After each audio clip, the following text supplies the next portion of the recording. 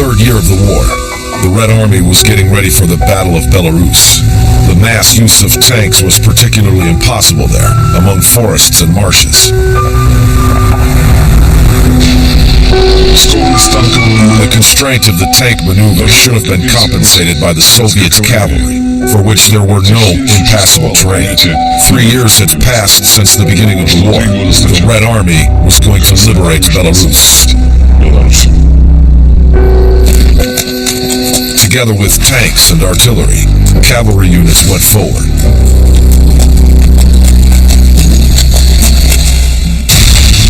Alexander Penyuev, Ivan Yakushin, Nikolai Tupak, and others in the Cavalry of the Liberators series.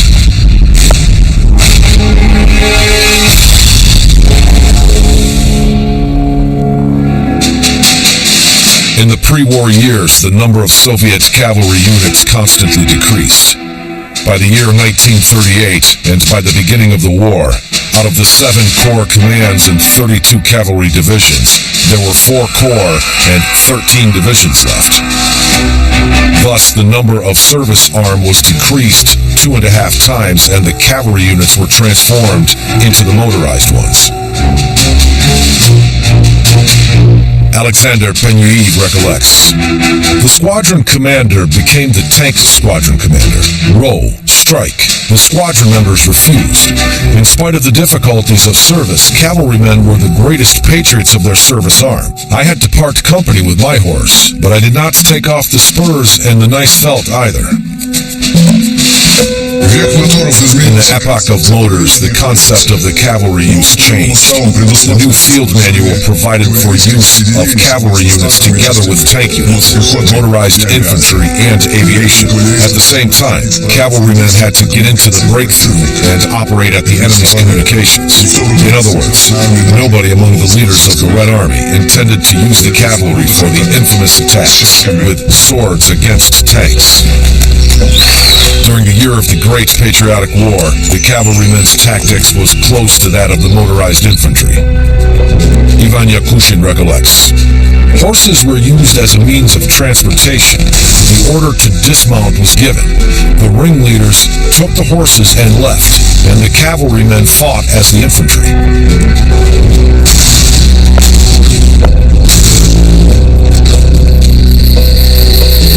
Cavalrymen could quickly move across the roadless terrain where the regular machinery stalled. In a night, a cavalry unit could cover up to 100 kilometers.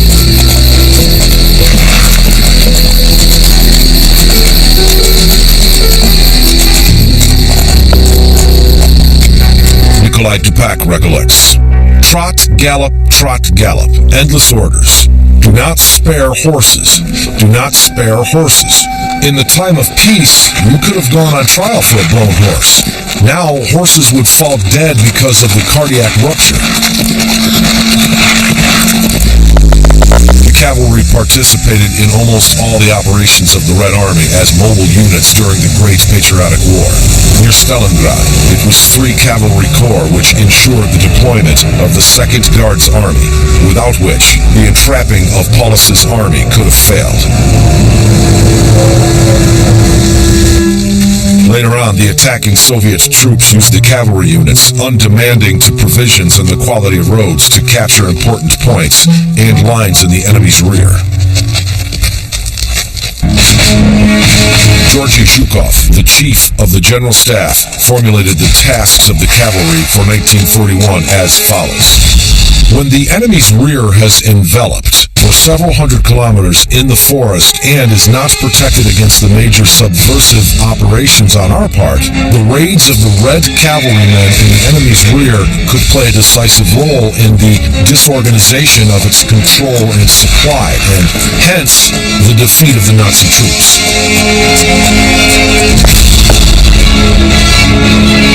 In summer 1941, the Soviet military leaders began to create new cavalry units, with 83 light cavalry units additionally deployed by the year end.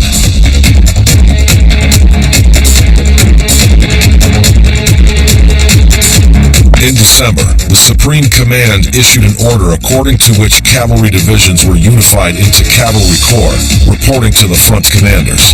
They had a very important task. Jointly, with tank and motorized troops, they developed success in breaking down the defense, followed the retreating enemy, and fought against the reserves and rear of the enemy.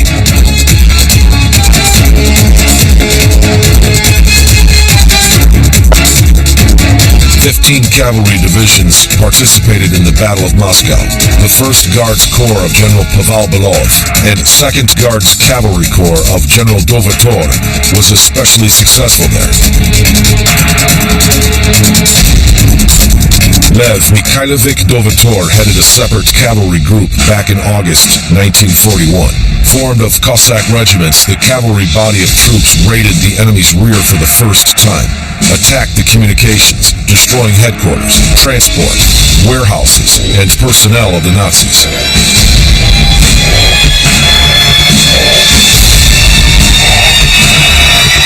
By their sudden advance, the Soviet cavalrymen broke down the defense of the Nazi troops at several kilometers of the front. The actions of the cavalry unit of the Red Army, which penetrated the enemy's rear by 100 kilometers, caused panic among the Nazis.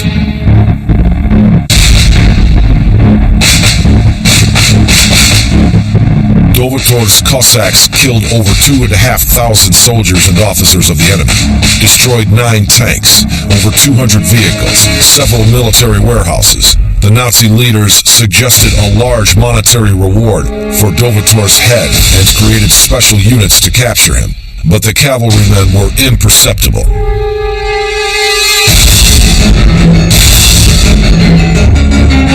In November 1941, the Corps of Brigadier General Dovator delivered hard defense combat in Volokhilovsk direction, protecting Moscow.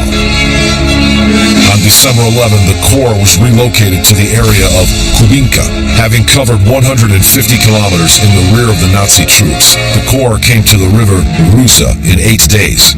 The vanguard units of the Corps were already next to the village of Palashkino, where numerous Nazi forces were concentrated.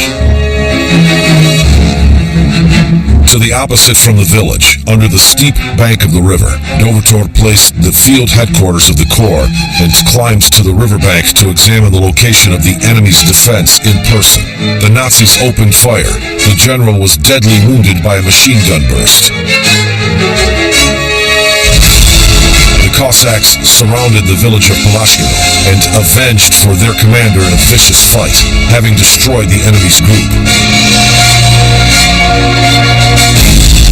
The portrait of the wartime cavalrymen significantly differed from the pictured image of the brave and daring Budunovets. Prior to the war, a cadre Soviet cavalry commander had studied for 3 years.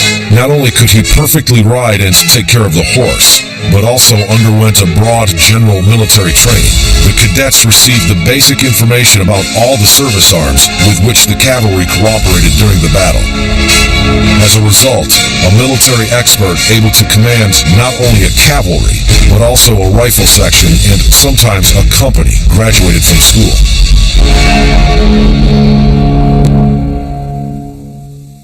In spring 1944, the general headquarters faced a dilemma: whether an offensive should be carried out in Ukraine or the major thrust should be delivered in Belarus. The offensive in Ukraine seemed to be more attractive, while in the event of success it immediately opened way for the Soviet troops to Poland and Romania.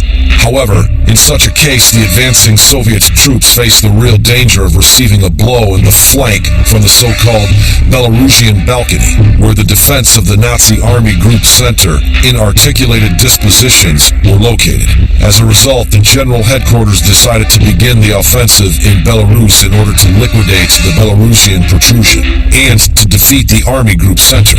In the event of success, the road to the west opened to the Red Army. It was simultaneously let off the leash to carry out offensive operations in Ukraine. Prior to the Soviet offensive, the leaders of the Wehrmacht found themselves in the same situation as the Soviet General Headquarters 3 years before. One of the principal reasons for catastrophes of the Red Army in 1941 was the ambiguity of the enemy's plans. The Soviet commanders were once again mistaken trying to guess the direction of the major attacks of the Nazis. However, when the opponents changed their places, the Red Army held the strategic initiative. The Nazis began to make the same mistakes. The successes of the Soviet troops in Ukraine brought the Nazi commanders to the conclusion that the major attack of the 1944 summer campaign would happen there as well. Former chief of the operations staff of the Armed Forces High Command, Yodel, informed during the proceedings in Nuremberg. We believe that the Russians will attack at the southern section, namely in the direction of the Romanian oil.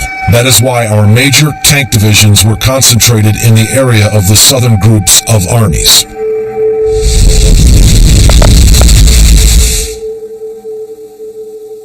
Under the war conditions, the period of training in cavalry, as well as in many other training schools, were reduced to 6 months. Studying the short program within the limited period of time required immense exertion from the cadets. It was not enough for the future cavalry commanders to learn riding. They had to know how to handle horses correctly, and this was very complicated, especially for those who had had no similar experience prior to the training school. Alexei Prokhorov recollects. We would be so tired that we would fall completely exhausted. We would close our eyes and see horses. From the very first days, cadets learned how to approach a horse, how to saddle it, how to inspect the saddling. While saddling, it was necessary to control that no foreign objects got under the saddle cloth. Otherwise, the horse's back could be hurt during riding.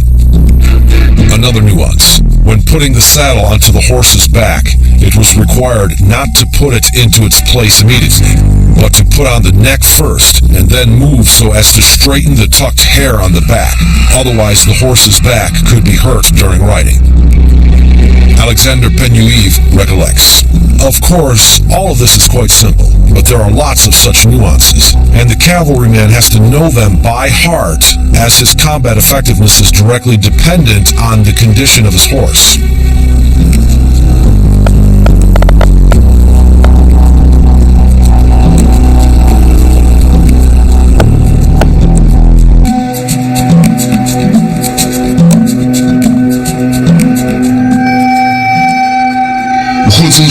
The cadets took care of horses thrice a day. As a rule, a combat horse was assigned to each of them. But if feeding horses was easy, their cleaning required significant physical efforts. Alexander Penuev recollects. I cleaned my horse for an hour and a quarter in the morning, an hour and a half in the afternoon, and for 40 minutes before dinner. It did not matter whether it was cold, rain, or snow. You had to take the horse to the horse standing to the street, then to wash hooves, to retrieve oats, let drink, to inspect the frame. If the horse had urinated at night, then to sand, to clean irons with a string. There were no Saturdays, no Sundays. If you left on Sunday, you had to return by the afternoon cleaning.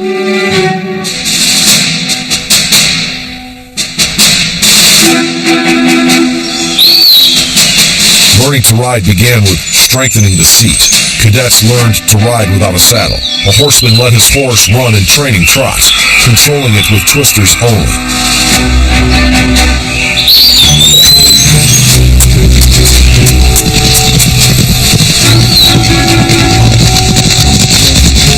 The second important element of riding was trick riding, the gymnastic routine of jumps performed by the horseman when his horse moved in circles.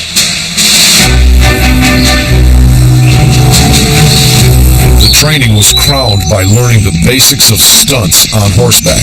Cadets had to throw off the irons, balancing on a galloping horse, then to jump off, hit the ground with their feet, and return to the saddle again, or to keep on horseback while pretending to be wounded.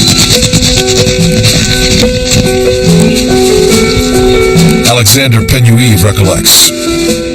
It is done like this. The right leg got onto the saddle and you pretended to be killed laying along the crupper.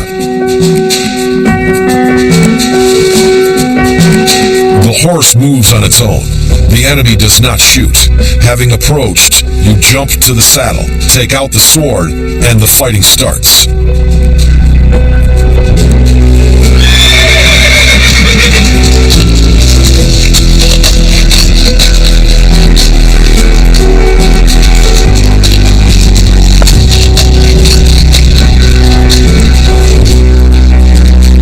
Learning to use the sword began with preparatory exercises, which helped to develop the mobility of wrist, elbow, and shoulder joints of both hands. One of the most important exercises was the circular rotation of the sword, with your hands bent in elbow as well as straight. The exercise makes the wrist strong, flexible, and sharp.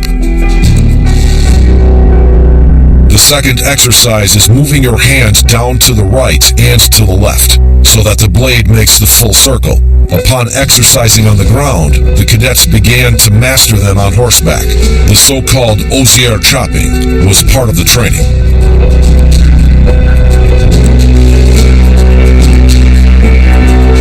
Regular width, 1.52 centimeter in diameter, around 1.5 meter long, was called an osier. It was placed on a special 1 meter wooden stand. The osier was considered chopped if upon the blow it fell vertically down. If a part of the osier kept hanging by the cortex or flew aside, the blow was not scored. While delivering a powerful chopping blow, the horseman should be set up to the maximum. Any failure could cost the horse some part of its ear, a cut crupper, and even a wound of the hock. The cadets who mastered such exercises better than others received the perfect chopping mark, established at the beginning of the 1920s. While training, cadets, as before, mastered attacks while mounted, but hardly did anyone use that skill at the front. Upon graduating, newly qualified second lieutenants were sent to the reserve regiment, and from there to the front in trains with horses. The two-axis heated freight cars, as a rule, had a cargo capacity, 40 persons, 8 horses. It was required to feed and let the horses drink at the stations, but the most difficult thing was not to get bombed. In this case, they were not permitted to let their horses out of the cars. The horses died in bombings more often than their riders.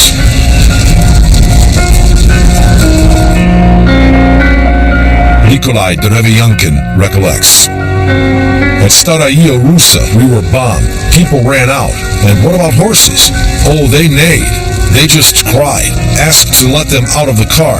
So we lost 25 horses dead there, or maybe they ran away somewhere.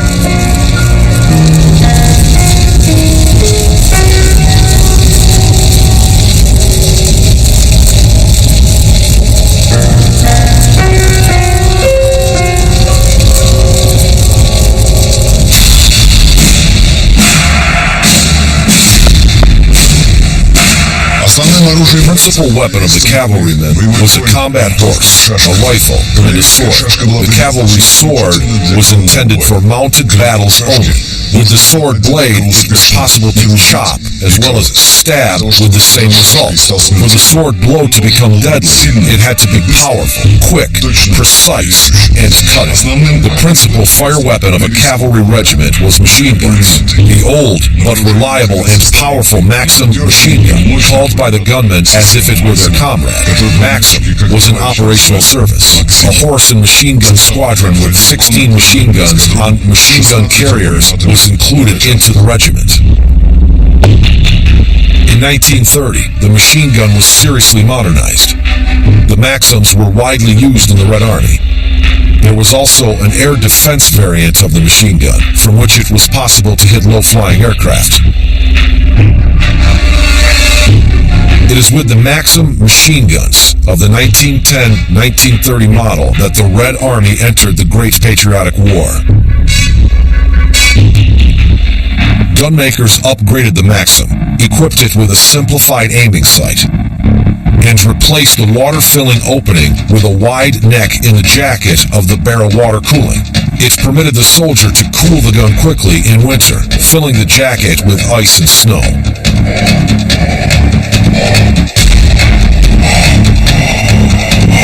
As a result, during the whole war, the Maxim remained the most efficient mounted machine gun, although it had drawbacks due to the old design. However, the majority of the veteran gunners note the reliability of the Maxim machine gun in the first place. Ivan Platonkov recollects, "There were hot battles with the Nazis' attempts to counterattack. To attack, I had to work with the Maxim for 2 days, practically non-stop.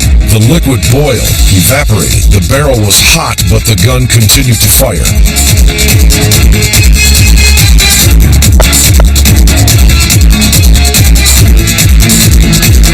The machine gun's weight, as a rule, was not so critical for the cavalrymen, but made the life of infantry gunners even more complicated.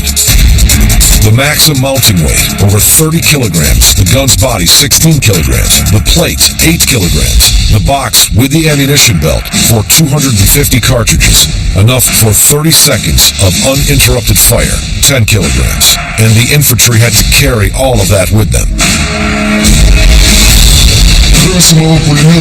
Besides the machine gun itself, the gunners usually had to carry flasks with water to cool it. However, the outdated water cooling provided the constant danger of the machine gun cooling. It was complicated to move the Maxim machine gun during the fight. That is why the gunners moved behind the infantry during the attack. Vasily Gordov recollects, "The infantry went in the forefront. We followed, supported them with fire. When they would move forward, you would pull the gun on the mounting with wheels as a cart." Another serious drawback of the Maxim was fabric ammunition belts. When snow fell on it, the belt got wet, a cartridge could get lopsided, and the machine gun stopped firing. And imagine, if the soldier was meeting an attack at the moment, one had to fire non-stop in the situation. Nevertheless, in such cases, an experienced gunner could always open the lock and fix the problem, although it was risky under the hostile fire. Besides, if anything became jammed in the Maxim, it could be fixed immediately in the battlefield. But what is important, in spite of all Maxim's flaws, veterans always speak about its efficiency with pride. Fedor Bakurin recollects, "The Nazis attempted to force machine guns out of action in the first place, because it was most dangerous. A shell fell, one hand to charge another one, and it could cover several meters with the machine gun meanwhile. It moved off. The sight was 250 meters, and firing rate was 500 to 600 shots per second. A bullet came in every 30 centimeters. An experienced gunner was always respected in a battalion. The sergeant major could provide an extra 100 grams of vodka. The cook did not forget, because it was gunners with the Maxims who were the main firepower of the rifle company and the cavalry squadron. Due to the Soviet army assuming the vast offensive in 1943, the cavalry troops were reorganized. Marshal of the Soviet Union Budeny was appointed commander-in-chief of the cavalry. Divisions were strengthened and firepower was increased. The anti-tank means of the cavalry corps were strengthened.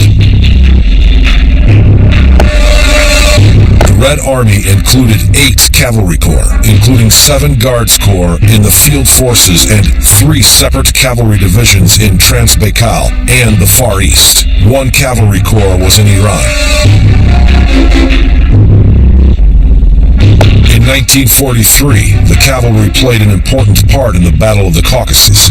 In the Battle of Kursk and the liberation of the left bank Ukraine, the 7th Guards Cavalry Corps participated in the Battle of the Dnieper in September. Under hostile fire, the Soviet cavalry crossed the Dnieper near Chernihiv. They managed to capture a beachhead on the opposite bank and keep it.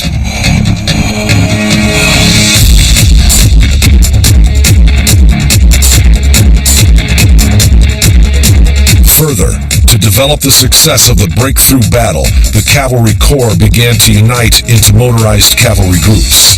Such groups included 1 to 2 cavalry corps and 1 tank or motorized corps.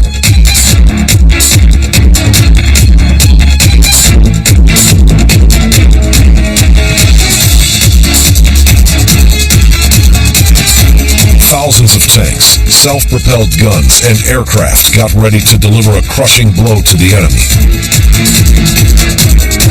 Несмотря на использование в операции столь огромной массы In spite of so many troops involved in the operation, the Soviet military leaders managed to hide the true direction of their major strike. To deceive the enemy, the front groups in Belarus were ordered to build at least 3 defense lines to the depth of up to 40 kilometers. Settlements were adjusted for perimeter defense, and even the army papers published articles on defense only, which created the relevant illusions with the enemy. создавал у противника соответствующие иллюзии.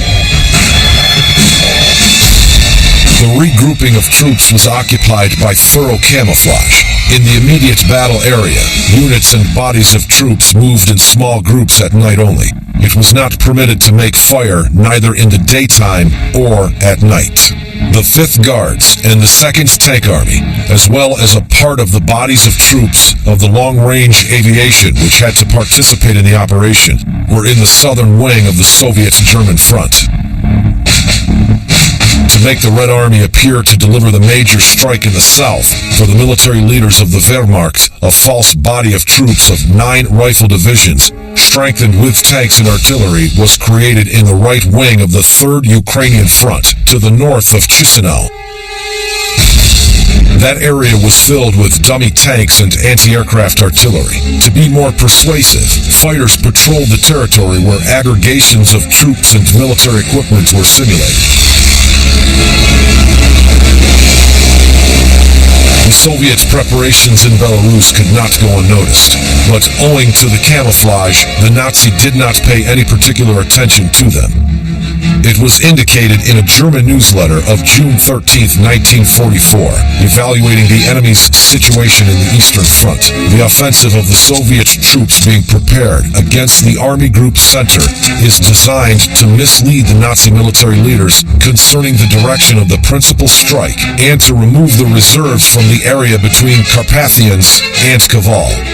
The mistake of the Nazi military leaders can also be attributed to the fact that it expected one mighty offensive and the appropriate body of troops. However, the actual plan of the Operation Bagration was based on a number of crushing strikes.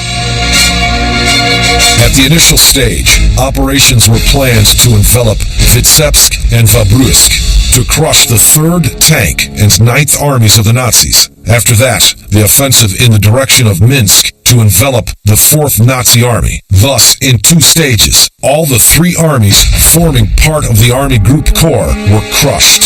The operation plan was devised with due consideration of the nature of the hostilities area, with its dense forests and marshes. Common infantry soldiers had to put on their feet special accessories, wickered of osier, called makrostups, to get through the marshes. To have tanks pass the marshes, special log roads were made on the marshy ground.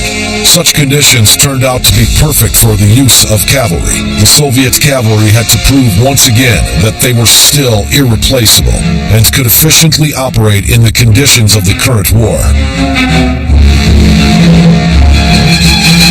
The 1st Baltic and 3rd Belarusian fronts began the offensive in the direction of Vitebsk. On the morning of June 22nd, exactly 3 years upon the beginning of the war, they began a developing attack with the efforts of the vanguard battalions which tried the enemy's defense. The vanguard units of the front, supported by tanks and artillery, moved to the distance of up to 1.5 kilometers and captured the 1st position of the enemy's defense. Thus, the developing attacks turned into a general offensive. The following day, the major forces of the shock troops of the 2 fronts were engaged. It is now that the active actions of the Soviet cavalry began in close cooperation with tanks.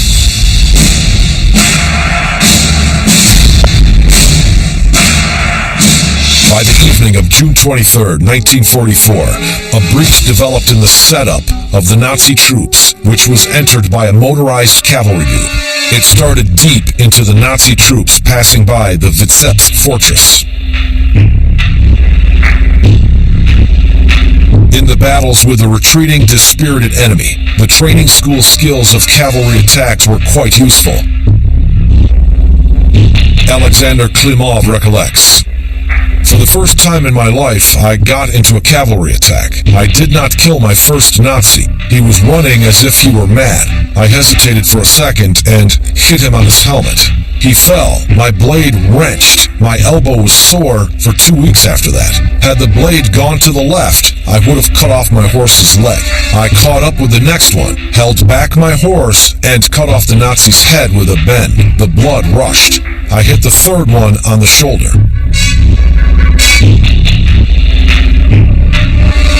By June 25th, 5 Nazi divisions were enveloped near Vitebsk. General Gollwitzer, the commander of the enveloped garrison, attempted to organize a breakthrough from the trap. According to the Soviets' data, the number of Nazi soldiers lost in action amounted to 10,000 persons. Over 20,000 persons fell prisoners, but that was just the beginning. In the lines of the 3rd Nazi Tank Army, a 150-kilometer breach was gapping.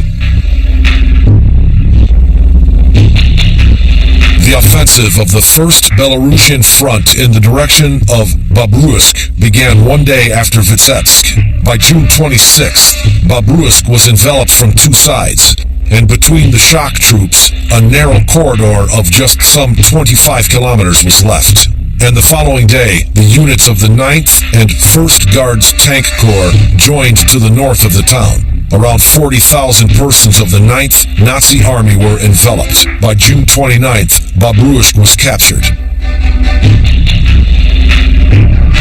Bush, the commander of the Army Group Center, was dismissed. Walter Model was appointed to his position. Together with Model, tank divisions from the Army Corps, North Ukraine, and North began to arrive in Belarus. However, neither Model nor the awaited tank divisions could prevent the catastrophe. The bodies of troops of the 3 Soviet fronts steadily closed up in Minsk.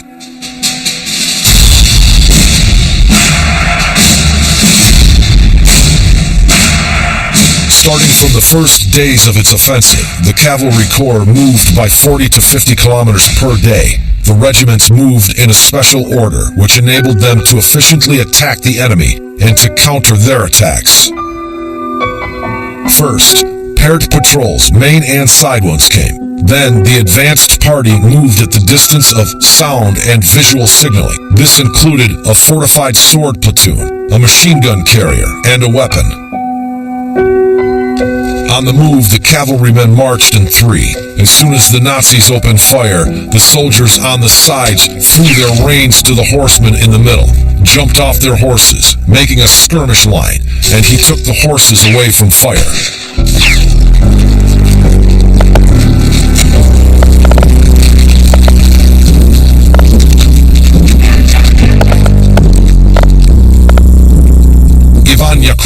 The commander of an anti-tank cavalry platoon recollects.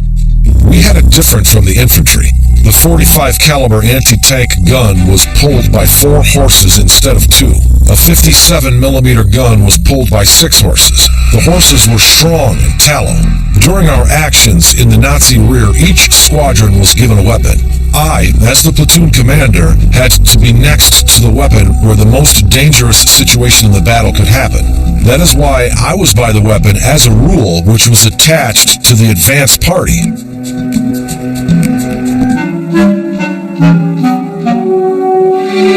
The regiment vanguard followed the advance party at a certain distance. It happened that the Nazis let the main patrols of the cavalry and met the advance party with fire. If the block was small, the soldiers of the advance party crushed it with their own forces. But if the block was strong, the vanguard approached, dismounted, and fought on foot. If the vanguard did not manage, and the enemy was heavily fortified, the whole regiment entered the battle.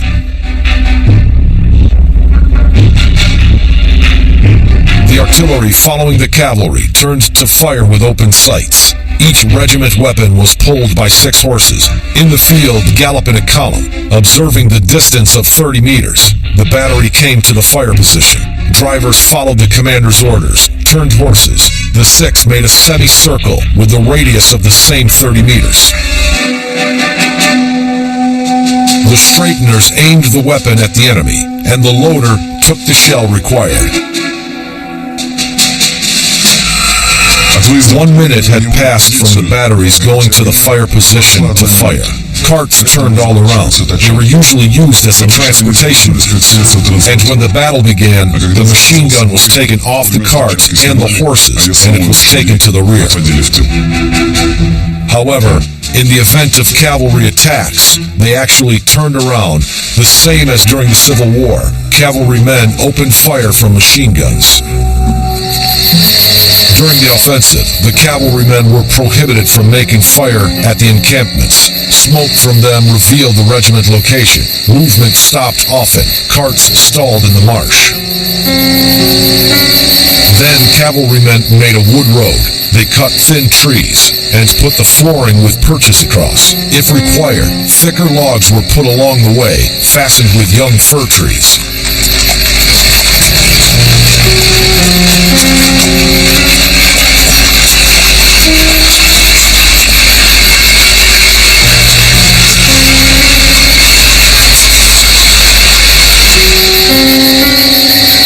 Only at night, stopping to rest, the cavalrymen made fire and rested masking fire with the materials available.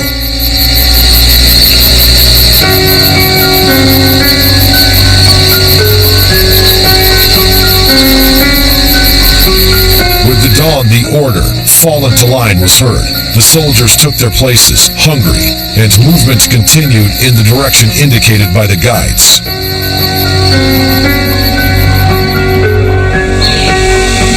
The rest break and porridge prepared in the mobile kitchen trailers followed sometime later.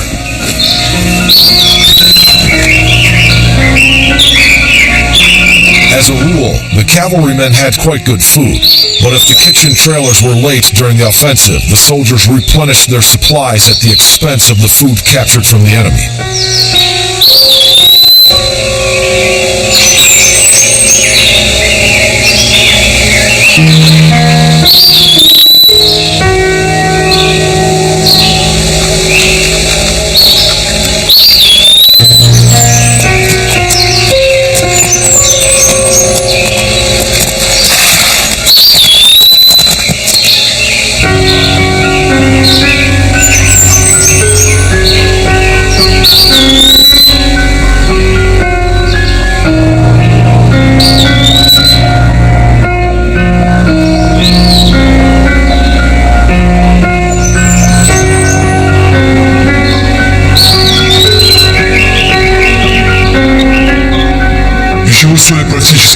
We lacked edible salt.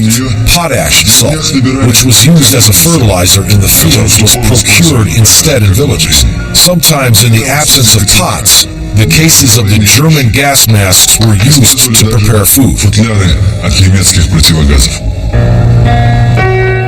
Sometimes one even had to eat horseflesh. Only injured horses were used for food if their treatment was impossible in the conditions of war. At the same time, cavalrymen felt distressed if they could not help their horses.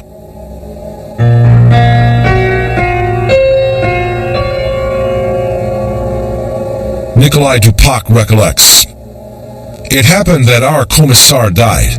He went to the roadside and tripped a mine, and his horse had its leg hurt. It stood, looked, and cried. We understood that it was helpless. It leaped on 3 legs. That was the most horrible episode of my life.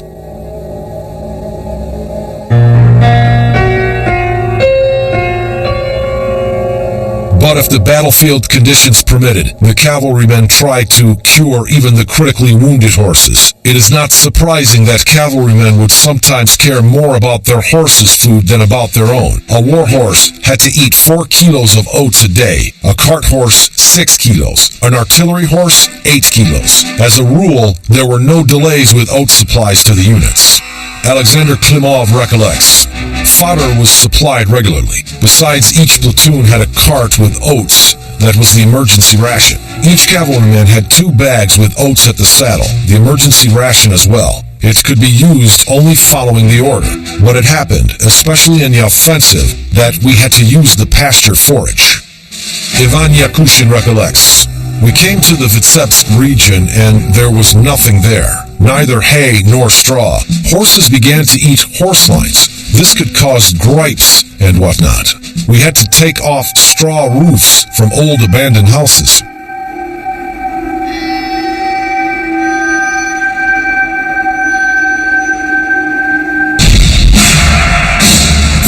Upon the breakthrough, a motorized cavalry group advanced by approximately 200 kilometers without permitting the retreating Nazi troops to restore the front. At the same time, it led the infantry, all the time being in front of it at the distance of 25 to 30 kilometers. The infantry reached the group at the Byarzina River. The 4th Nazi Field Army began to retreat to the Byarzina, trying to get away from envelopment. The retreating Nazi troops were constantly attacked by I-1 and 2 strike fighters. This retreat became a death road for the Nazis. They did not manage to entrench at the Byarzina. On June 30th, by 8 a.m., the 3rd Guards Cavalry Corps had crossed the river under the cover of artillery fire and occupied a beachhead on its western bank. A bit later, a pontoon bridge was built in the area of Lyashchina. This enabled the Cavalry Corps to cross the Byarzina in spite of the hostile fire. The beachhead created by the Soviet troops at the river deprived the Nazi troops of the only opportunity to restore the front. Upon the 4-day Battle of the Byarzina, a motorized cavalry group came to Minsk-Vilnius Railway and cut it, depriving the Nazis of the possibility to retreat to Vilnius and Lida. On July 3rd, the Soviet troops captured Minsk, having simultaneously enveloped a large group of Nazi troops. Having crushed 3 Nazi armies one after another, the Soviet troops continued their movement to the west. In a couple of days, the troops of the 1st Belarusian Front came to the Vistula and captured areas of the north and south of Warsaw, in the area of Puławy and Magnitsy. The troops of the 4 fronts covered 600 kilometers directly in 6 days, having crushed the main forces of the Army Corps Center.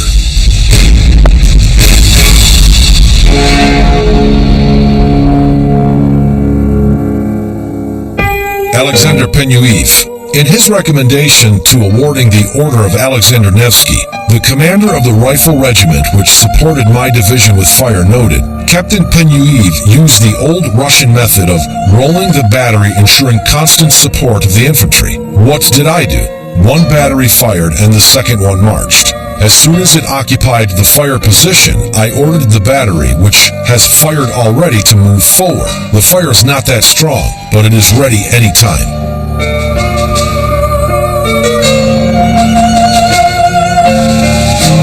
The Order of Alexander Nevsky was established in the summer of 1942. The commanders of the Red Army, who had not only been brave in battles, but also managed to ensure significant defeats to the enemy, with minimal losses to their own troops. The Order of Alexander Nevsky is the lowest of the commander orders. Commanders of companies, squadrons, battalions, regiments were granted the order. While no life portraits of Alexander Nevsky were left, architect Telyatnikov, who created the sketch of the order, placed a shield with the profile of actor Nikolai Cherkasov, who played the commander's role in a similarly named movie, in the center of the star. The Order of Alexander Nevsky was granted to 42,165 commanders, units, and bodies of troops during the war. It was also awarded to foreign citizens.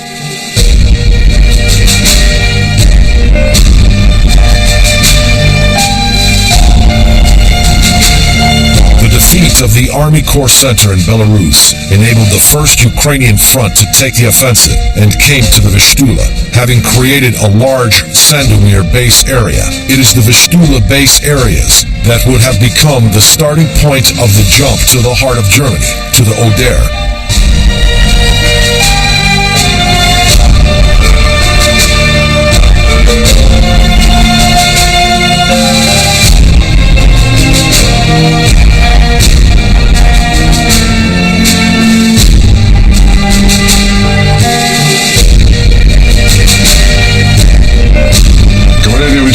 The cavalry once again demonstrated that they were irreplaceable in action. If tank troops were the sword of the Red Army, the cavalry was a sharp and long sword, a fine tool to complete especially important tasks in the offensive operations of the Great Patriotic War.